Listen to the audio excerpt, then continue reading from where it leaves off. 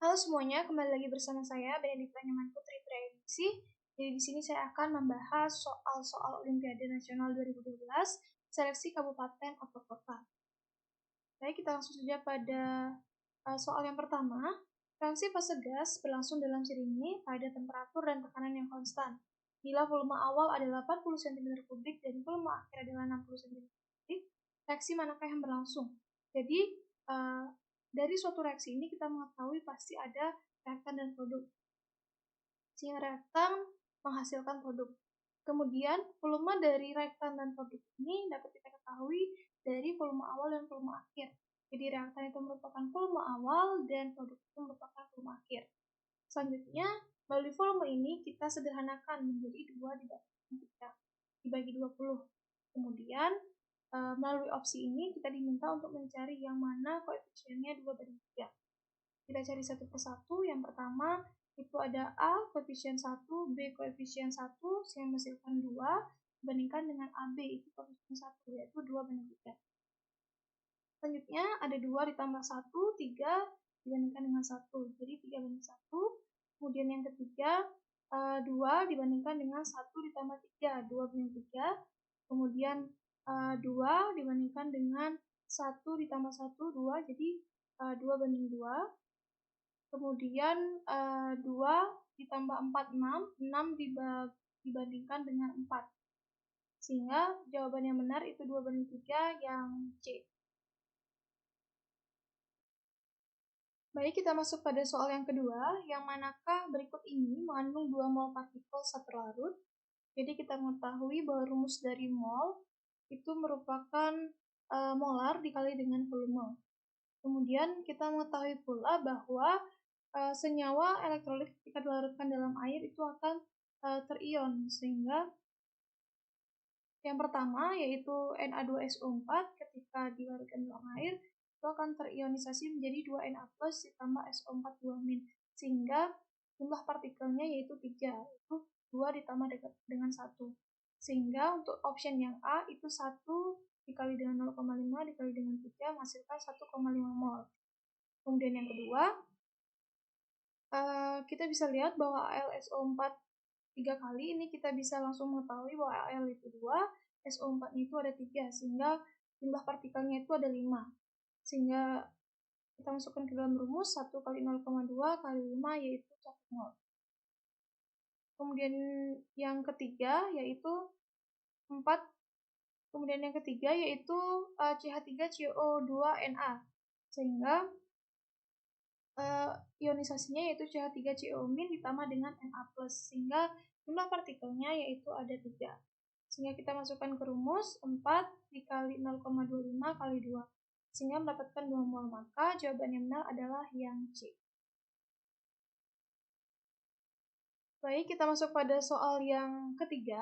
Sebanyak 20 cm3 gas hidrokarbon terbakar sempurna dalam oksigen berlebihan dan menghasilkan 60 cm3 karbon dioksida serta 40 cm3 uap air. Bagaimanakah rumus molekul dari hidrokarbon tersebut? Jadi kita buat dulu reaksinya, di mana terdapat senyawa hidrokarbon. Kita anggap koefisien yang belum diketahui itu CX dan HY.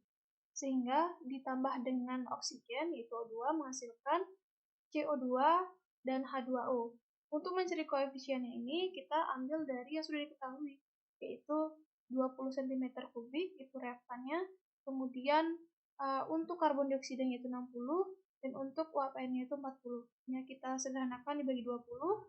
Hasilnya itu ada 1, 3 dan 4, di mana di sini kita bisa mengetahui C-nya itu ada 3 yaitu C, dan hanya itu ada 4 yaitu 2 dikali 4. Sehingga jawabannya yang itu yang C. Baik, untuk soal selanjutnya itu soal nomor 4. Kita langsung saja ke bawah, itu diminta jumlah proton, neutron, dan elektron untuk kation 109 Ag2+. Jadi di sini sudah diketahui bahwa dari nomor atomnya itu adalah 47 dan nomor masanya itu adalah 19. Jadi kita tulis seperti ini. Kemudian yang pertama diminta untuk protonnya yaitu 47 di nomor masanya, di nomor atomnya. Kemudian neutronnya adalah nomor massa dikurangi dengan nomor atom, yaitu 62. Dan elektron itu sama dengan proton, tetapi karena ada muatan di sini, jadi kita kurangi dengan muatannya. 47 dikurang 2 yaitu 45. Sehingga jawabannya yaitu yang A. Baik, kita masuk pada soal yang kelima.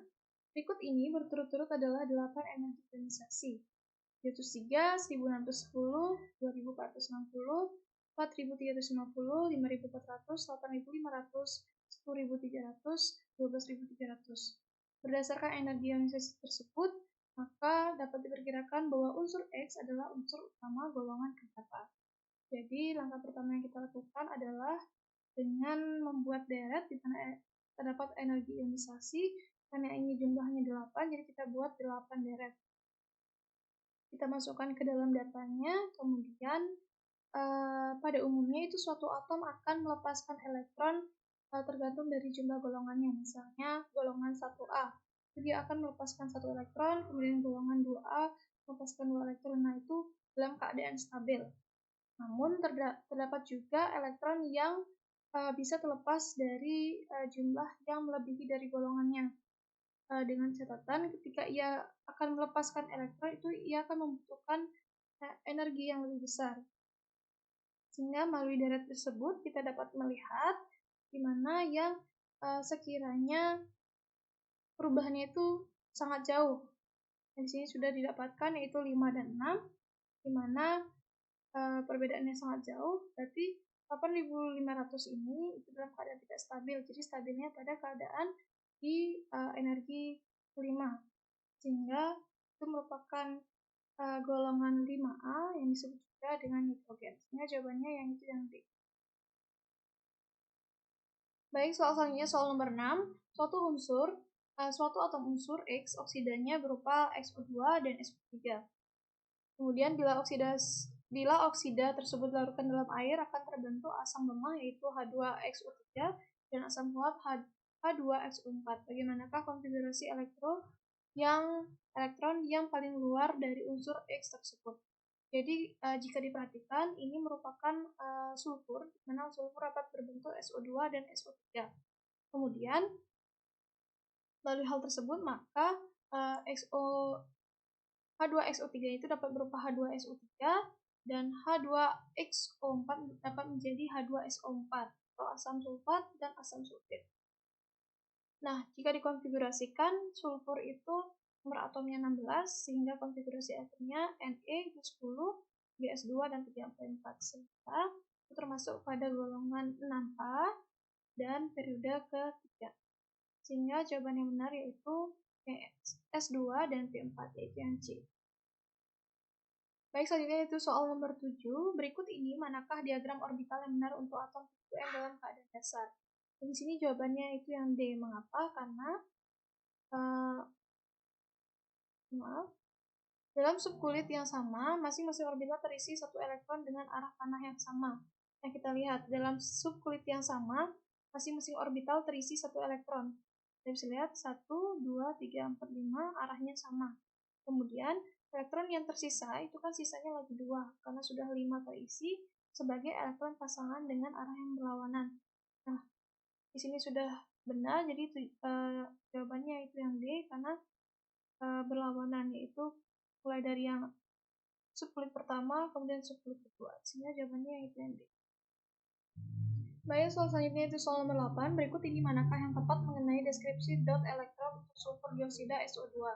Jadi kita buat dulu konfigurasi elektronnya, di mana 8O yaitu 1S2, 2S2, 2P4, 16S yaitu 1S2, 2S2, 2P6, 3S2, 3P4, di mana elektron valensinya itu sama antara sulfur dan oksigen, yaitu 6 elektron. Sehingga kita buat struktur Lewisian seperti ini, sehingga mendapati yaitu yang B.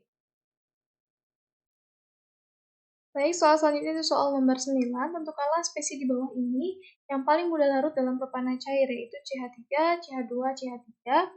Di mana yang lebih mudah larut, yang paling mudah larut yaitu CH3, CH2, CH2, CH3. Mengapa? Karena ini merupakan senyawa alkana alifatik yang tidak bercabang yang lebih mudah larut dalam pepanas cair. Sehingga jawabannya yaitu yang A. Baik, soal selanjutnya itu soal nomor 10.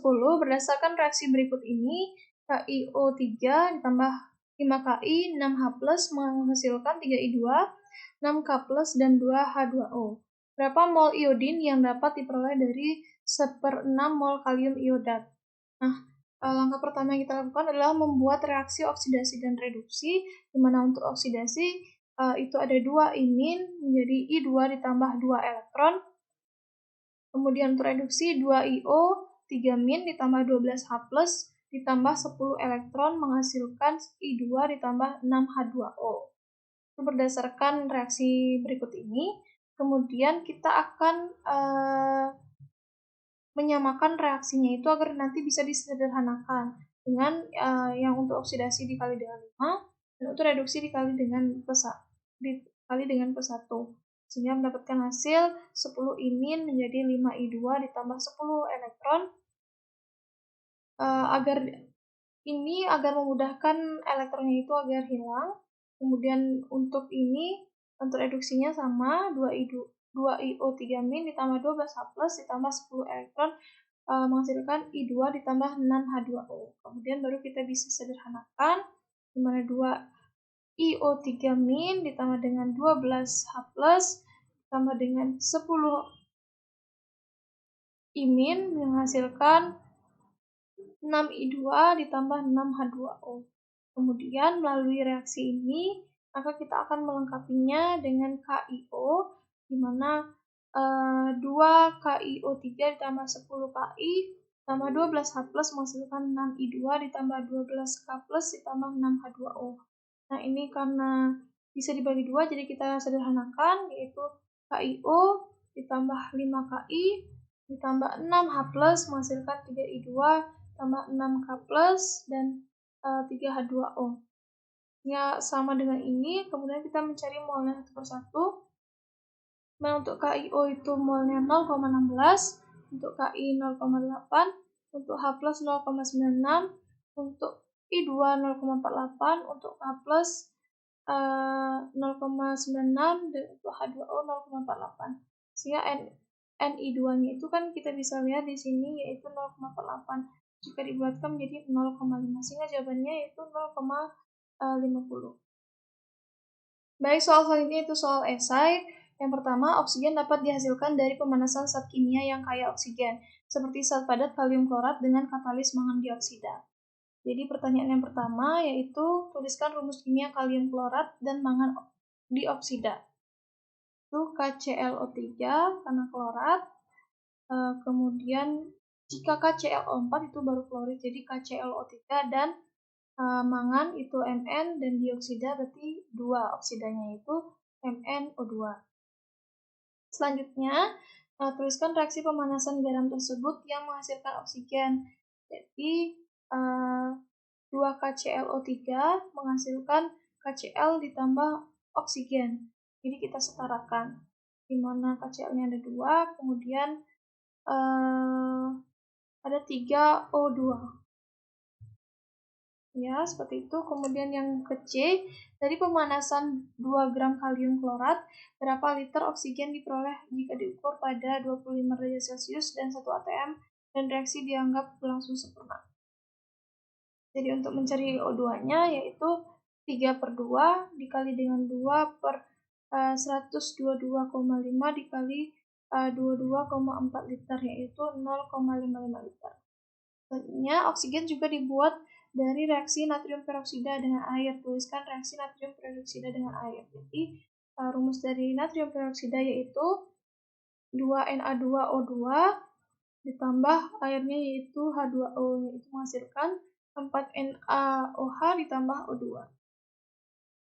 Selanjutnya, untuk mendapatkan 1 liter oksigen pada suhu 25 derajat Celcius 1 atm, berapa banyak natrium peroksida yang diperlukan jika dianggap reaksi penguraian berlangsung sempurna?